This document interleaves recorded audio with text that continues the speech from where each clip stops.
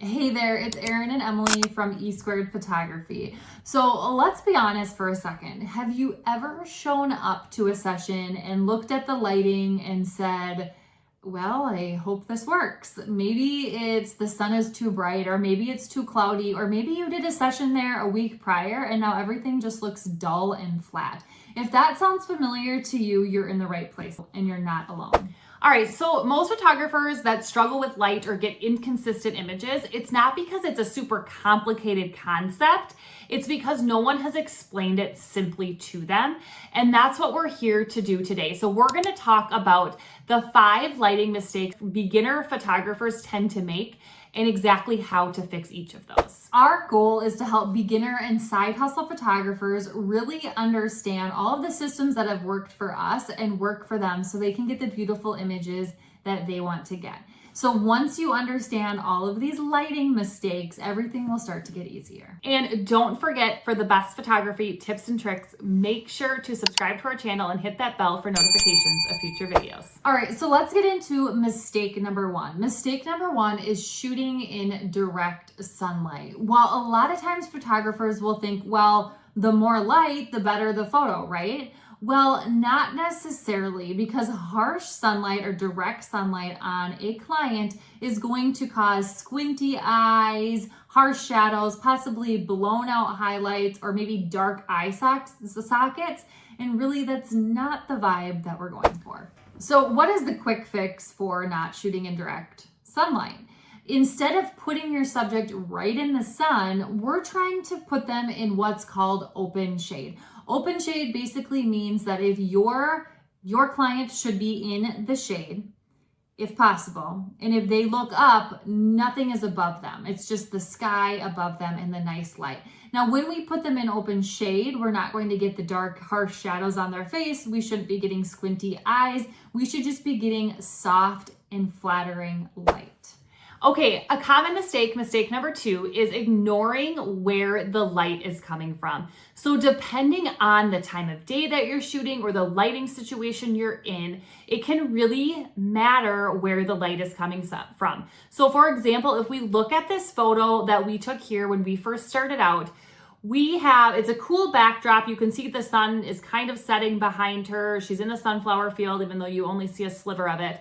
But what we did wrong here, a lot of times, yes, you want the sun behind your client, but in this situation where the sun is basically all the way down, the light is really, really bad on her face. So in this situation, we would want to flip her towards the sun, and that little bit of light that's still left there is going to brighten up her face for us.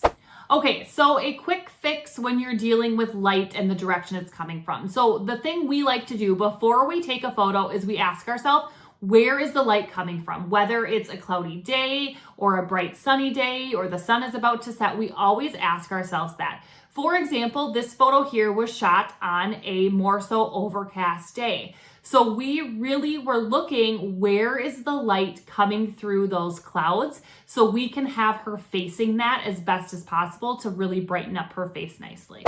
All right, mistake number 3 is avoiding cloudy days. So a lot of times beginning photographers think a cloudy day, we might as well just cancel because the light is terrible. It's not flattering whatsoever. When exactly it might be the opposite. Because with cloudy days, the clouds act almost like a giant softbox, and it gives us more soft light, more even light, and in return, more flattering light, which means that we're going to get maybe possibly a better photo based on what we would have done in a bright sunny day.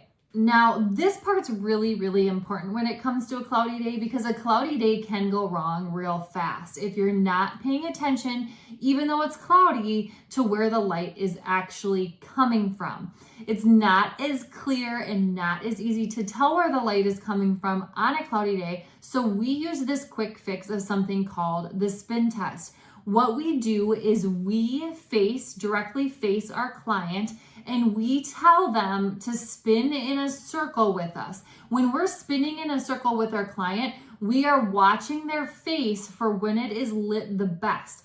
When we see where it is lit the best, that's the way we're going to photograph them. And a tip with that too is it might not be lit the best when you have the backdrop you really want in the background. It might be lit really poorly. And that's where we're really careful, because if we tend to be like, okay, the background needs to be this, it has to be perfect, and we avoid that spin test, our photos are going to be so much more difficult to edit in the long run. So using that spin test and really finding that best light and not worrying so much about the background is huge.